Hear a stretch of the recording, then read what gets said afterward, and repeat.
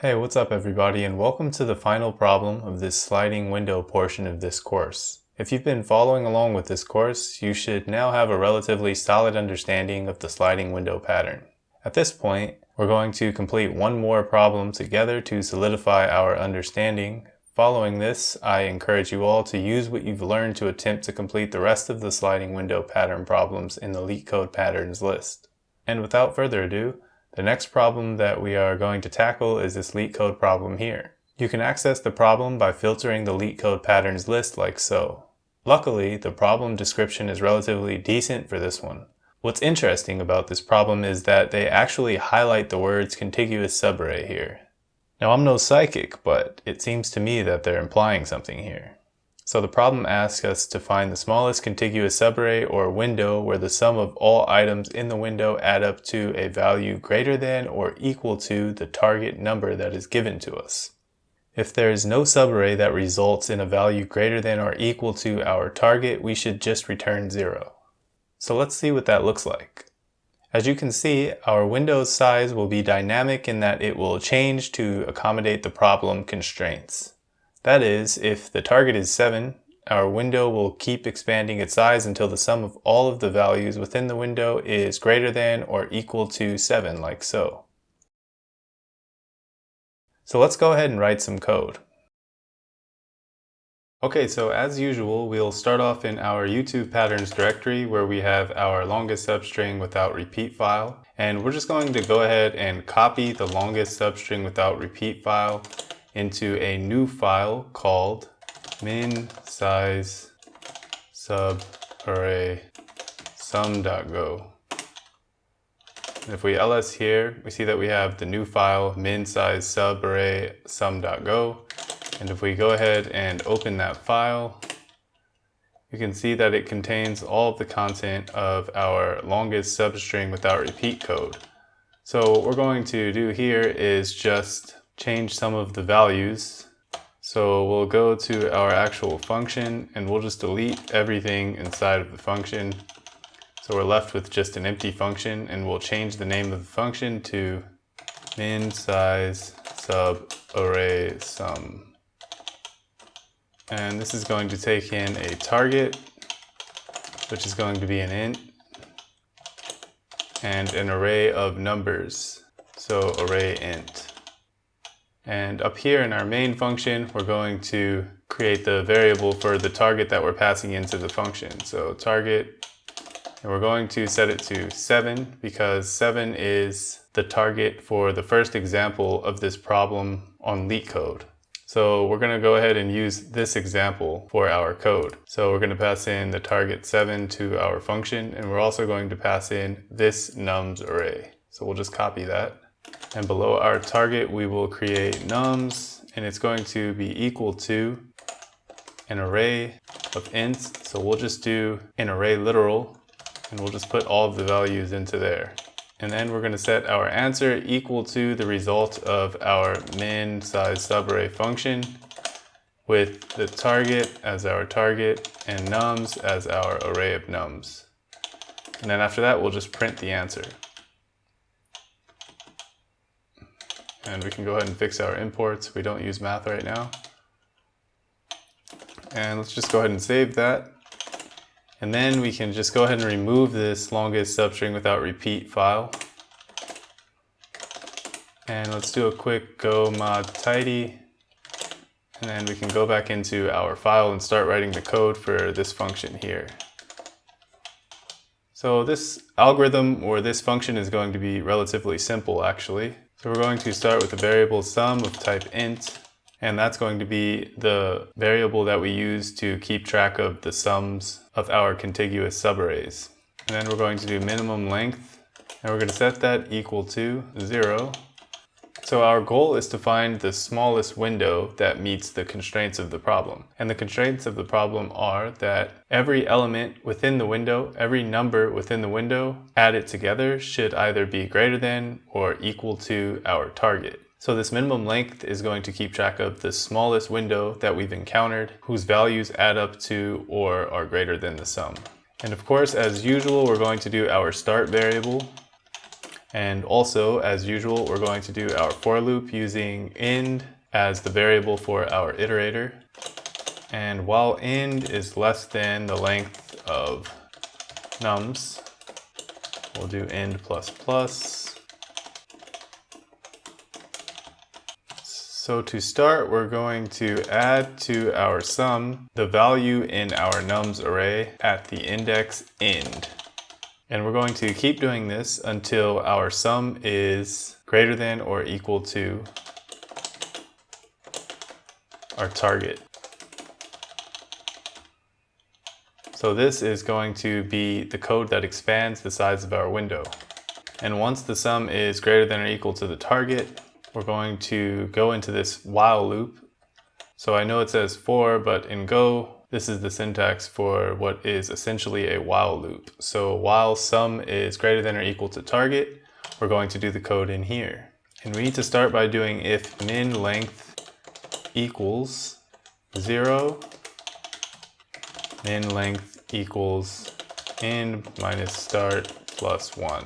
And the reason we need to do this is because if our min length is 0, that means that it's the first time that we're reaching a point where our subarray is greater than or equal to the target, and no subarray is ever going to be less than 0. So we need to catch that to make sure we're not always comparing our sublength size to 0, because nothing's going to be less than 0.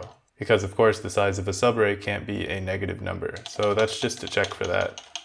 And then after this, we're going to do min length equals int math.min float 64 min length and float 64 end minus start plus 1. And we'll go ahead and import math. Now I understand that if this condition is true, then this code here is actually redundant, but I don't think that's too bad. So basically this is just going to compare our minimum length to the current subarray size to see which one's smaller. Whichever one is smaller, then that's going to be what we store in the min length. And once we get that situated, we're going to start decreasing the size of our window. So we'll do sum minus equals nums and the value in nums at start. And if it doesn't make sense, don't worry. As usual, I will go over all of this in the visualization. And then we will increment our start. So this code here is what's going to be shrinking our window. And actually, if you remember from the last problem, we did something similar to shrink our window. So you should be noticing the same patterns here with our start and end and how we shrink and expand our window. It's all pretty much the same thing in most cases. And at this point, this while loop is complete. And this for loop here is also complete. So below this, we're going to check to see if we never found a subarray in our array whose values add up to our target or are greater than our target. If that's the case, the problem says that we should return 0. So we'll do if min length equals 0. That means that we never got a subarray whose values add up to or are greater than our target. Then we'll just return 0, like the problem asks. And last but not least, we will return an int for our min length. And that is going to be that for the code. So let's go ahead and save this and test it. So if we check here for a target 7 with this array, we should get an output of 2. So let's see if that works. So we'll do go run inside subarray.go. And we get the output of 2. So now let's take some time to visualize how this code is working. Okay, so now let's take some time to go over a visualization for this algorithm or this function. So we're going to take into consideration 2 inputs, our target and an array of integers. And we're just going to go ahead and use the same target as from the previous explanation, which is 7.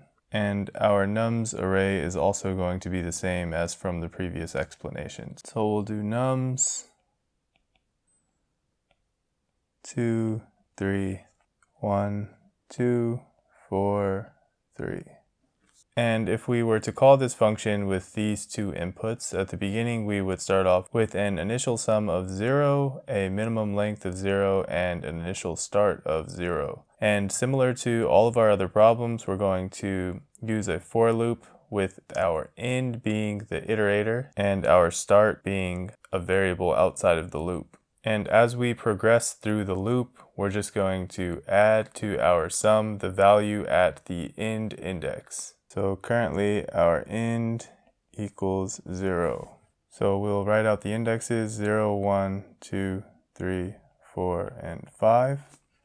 And currently our end and our start are both at index 0.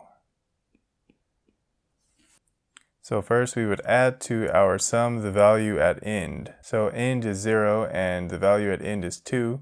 So we just add 2 to our sum. So our sum becomes 2 because it starts off as 0. And then we check to see if our sum is greater than or equal to our target. So our target is 7, our sum is 2, so our sum is not greater than or equal to 7. So we're not going to do any of this here, and we'll just end up back at the top of the for loop. Our end will become 1. Sorry about that 1. So we can go ahead and move this as well. We'll move this up to 1. And let's go ahead and draw out our window as well. So currently our window is from 0 to 1. Now once again we will add to our sum the value at end. So the value at end, which is 1, is 3. So we're going to add 3 to 2. So our new sum is 5. And 5 is still not greater than or equal to 7, so once again we will skip this code and come back to the top of our for loop, and we will change this end to 2. And of course we will change this as well. Actually, let's just move it. So our end is now 2, and our window expands. So with our end being 2, we will add the value at end to our sum. Our sum is currently 5. So we're going to add the value at 2, which is 1, to 5. So we're going to add 1 to 5, which is 6. So our new sum is 6. And let's just erase this to avoid confusion. Our new sum is 6. And once again, we derive here, 6 is not greater than or equal to our target, which is 7. So we will skip this code once again and back to the top of the for loop, iterate our end from 2 to 3, and add to our sum the value at index 3. And let's move this as well. And expand the window once again. So the value at 3 is 2, so we're going to add 2 to 6, which is going to become 8. So then we arrive here, and now our sum is greater than our target. So this condition will resolve to true. And this for here essentially is just a while loop. So let's just go ahead and write that out. So this is Go's syntax for a while loop, but I don't want you guys to get confused. So I'll just write while here instead of for. So while our sum is greater than or equal to the target, we're going to do the code here. So first of all, if our minimum length is equal to 0, we're going to set our minimum length equal to end minus start plus 1, which is the formula to get the window size. So our end is 3 and our start is 0. So this is going to be 3 minus 0 plus 1, which is going to equal 4, which is the size of our window, 1, 2, 3, 4. So our minimum length is going to become 4 because if minimum length is 0, which it starts off as, we're going to do this code. So minimum length is now 4. And let's just go ahead and erase that. And then we'd arrive at this line here, which is redundant for this first iteration because for the first iteration, the minimum length is going to start off as 0. So we're basically going to get the minimum for the minimum length, which we just calculated, which is 4. And end minus start plus 1, which is also 4. So this is going to be redundant right now, but in the future we won't be doing this block here if min length equals 0. This is only for the initial iteration when minimum length is 0. So I don't think this is a problem. So once we calculate our minimum length, we're going to subtract the value at our start from our sum. and then we're going to increment our start. And this is going to simulate shrinking our window. So the value at our current start is 0, so the value here is 2. And our sum is currently 8, so we're going to subtract 2 from 8, which results in 6. So our sum is now 6, so let's just change all of this to 6. And then our start needs to increment. So we'll move this arrow. Start's going to go from index 0 to index 1, which is our window shrinking. We can go ahead and write our start here as well. And once that's done, we're going to go back to the top of our loop. And at this point, our end is going to become 4. So we'll move this up, and we'll expand our window. And once again, we will add to our sum the value at end. So the value at end is 4. So we're going to add 4 to our sum, which is 6. So plus 4 equals 10. And 10 is greater than our target 7, so we're going to do this code in here again. So while our sum is greater than 7, we're going to do this code. And we'll arrive here again, but minimum length isn't going to be 0 anymore. So we're just going to skip this and go straight to here to calculating our minimum length by comparing the current window size to our current minimum length. And our current window size is 1, 2, 3, 4, and our current minimum length is 4, so the minimum length actually is not going to change, and we're going to subtract the value at start from our sum. So the value at our start is 3, so we'll subtract 3 from 10, which will result in 7. Minus 3 equals 7. And let's just erase this again and do 7. And we will increment our start, which simulates shrinking our window. So let's move this and erase that to shrink the window. So we'll move this to index 2. So this here becomes index 2. And after this, we're going to see if this condition is still true. And if this condition is still true, we're going to continue the while loop. So sum is 7, and 7 is equal to 7, our target. So we do this one more time. And again, we're going to skip this part, and we're going to calculate the minimum length. So our current minimum length is 4, and our window size is 3. 1, 2, 3. So our minimum length is going to become 3.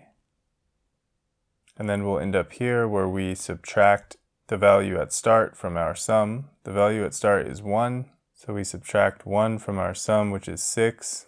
And then once again, we increment our start. So our start's going to become 3, which means we move this arrow to point at index 3, and we shrink our window again.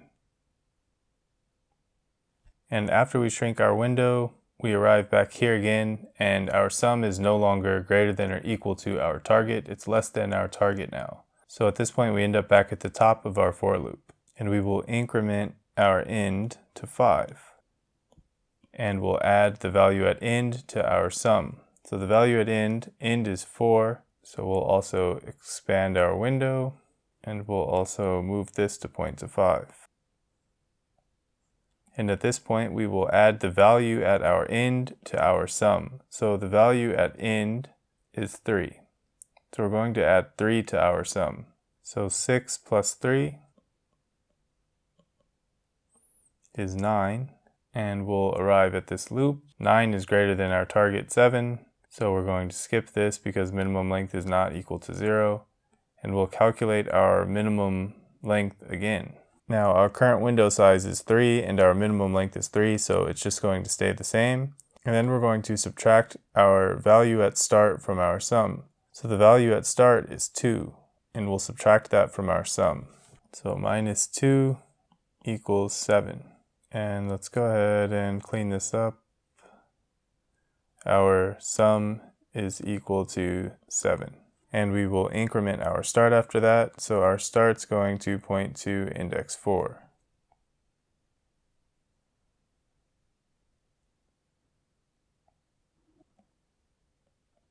So once we've incremented our start, we end up back at the top of our while loop, and our sum 7 is equal to our target 7. So we're going to do this again. And again, we're going to skip this part because minimum length is not equal to 0. And we're going to calculate our minimum length here. So our current window size is 2, 1, 2, and our current minimum length is 3. So 2 is less than 3, so our minimum length is going to become 2. And we'll subtract the value at start from our sum. 7 minus 4 equals 3. And then we'll increment our start.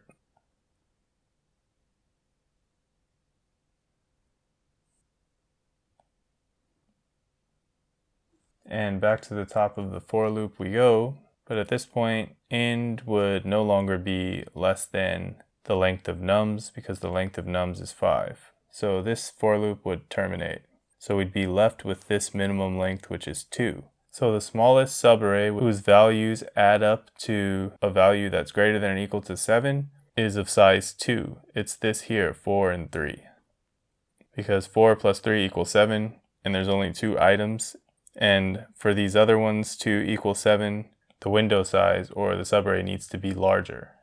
So once we've left this for loop, we'd end up here. And this is just checking the case where our minimum length ends up being 0. So if that's the case, we would just return 0. But that's not the case right now. So we're going to return an integer of our minimum length, which is 2, which is the expected result for this input. Now let's quickly go over the complexity for this problem. So similar to the previous problems using the sliding window, this end needs to touch every element within our nums array. It needs to iterate through every element all the way until the end. And this start needs to iterate over more or less every element as well. So that means we can just say that our time complexity is O of n plus n, with one n being the end iterating through every element in the array, and the other n being the start. And O of n plus n is the same as O of 2 times n, and in big O we ignore constants, so we would just cancel out this 2, and it would become O of n. And you might get confused and think that since we are using this start and this end, why isn't the complexity O of n square? And that's because start doesn't iterate through the entirety of the array for every iteration of end. Start actually maintains its state throughout the entirety of this for loop. So at most, start can only iterate through the entirety of this nums array one time, which leaves us with O of 2n or O of n. I hope that makes sense. And as far as space complexity goes,